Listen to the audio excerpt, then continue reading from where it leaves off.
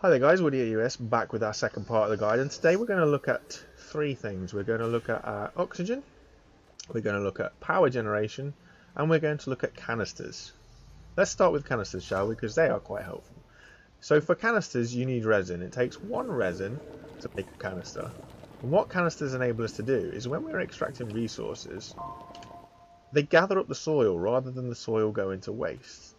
Now this is important because it unlocks features for our tool.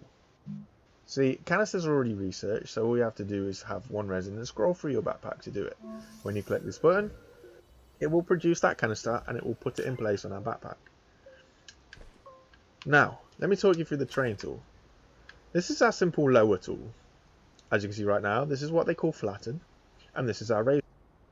These two tools have a red X underneath it because they cannot be used. Now what you need to do in order to use those tools is have a canister on your backpack or on your gun, and once you've done this, just go around and just gather some soil up. Gathering some soil up will enable you to be able to use those two extra features. So we'll go back to our base so you can see what I mean. So this is flattening. So what this does is it takes from that very center dot of the tool and it matches that terrain and it puts it anywhere else. So if I walk out here, because I've taken it from that black area, it will be flat basically. If I go to the edge and I put that center tool, if I put that center dot onto a slope, press the tool button again, to my right it lowers it, and to my left it will raise it. Now it does this because it is again matching that slope. Flatten those back out of the way for us and remove them so that we don't go falling down any holes. As for the raise tool, again obviously you need soil in order to raise, so we'll go with some flat land, hold the tool down and it just raises it up. Nice and simple, nothing too stressful. We'll go back to the lowering tool so that we can remove some of these blocks that are in the way of our base that are unwanted and get back to started. So that's canisters, that's the importance of them, and that's basically what they do early in the game. They enable you to use the rest of your tool. Let's go have a look at oxygen. As we are away from our base, as we are away from it, we're starting to lose our oxygen levels. I just got a little oxygen level warning just come up just above my head. It's quite small to see, but it's basically telling me I have about 50% oxygen left. Now in order to have oxygen, we need to have tethers. Again, tethers are something that is unlocked. Here we go. So as long as you have one compound, you can also unlock your tethers. So here we go. You can hear my astronaut. He's starting to breathe heavy. That means he's locking on oxygen. So we'll get him close to oxygen. He'll power up because obviously I produced stuff for my backpack power. When I produced those tethers, this backpack power went down. And if you saw, the two machines went red. Anyway, in order to put down oxygen tethers, we've got to have a packet in our backpack. And then we walk away. And if we just press down on the D-pad, it will drop a tether.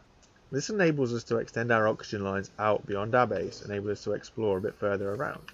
I'm going to head over there to that wreckage because I think there might be something nice out there. I could go over here without oxygen, but it just makes it a little bit safer to go out here with oxygen because it means that I don't have to stress out about dying.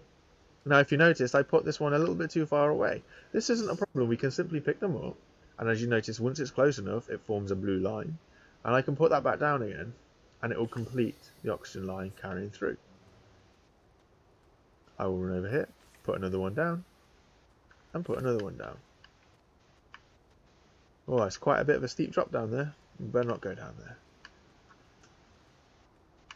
So, power generation. How can you generate power in the early game? Okay, well, first of all, you need a generator.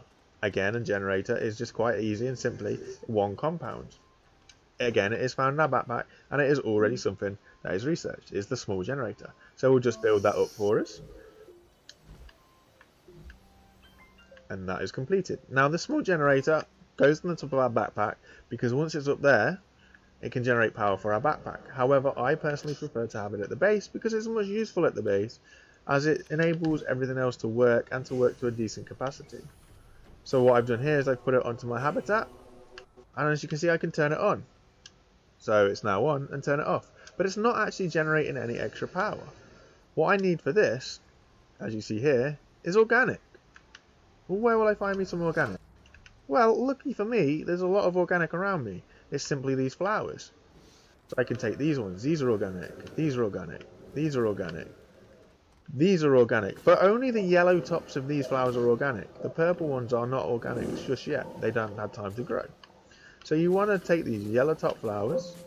And there we go. That has given me some organic. I'll run back over to my base. Open my backpack up. Grab my organic. And put it on. And as you can see, it's spinning round. Now one thing to note. If you look down here, you see how it's flashing red over here? When it's flashing red, that basically means I'm very low on power. However, if I turn it on, it is now yellow, so I have enough power to do what it wants to do without it straining too much. Also, if we go back over to the research chamber and have a look in here, you will see that I now have optimal power, and it is now pumping out power quite well.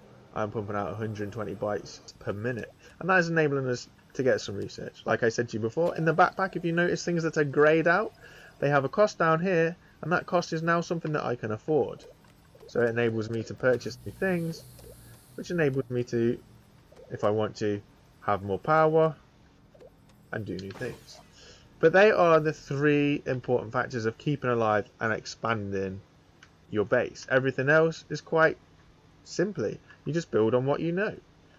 If you need any more help, guys, this is just a very simple guide on how to basically get started.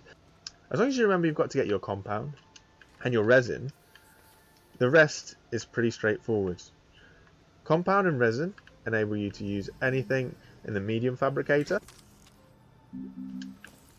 Any resources that you gather, including canisters full of soil, can go on to the research chamber and you can research them, and they will enable you to get bytes. And your bytes are spent in your backpack over here. Now, depending on what direction you want to take with the game, depends on which you want to unlock next. But I would also recommend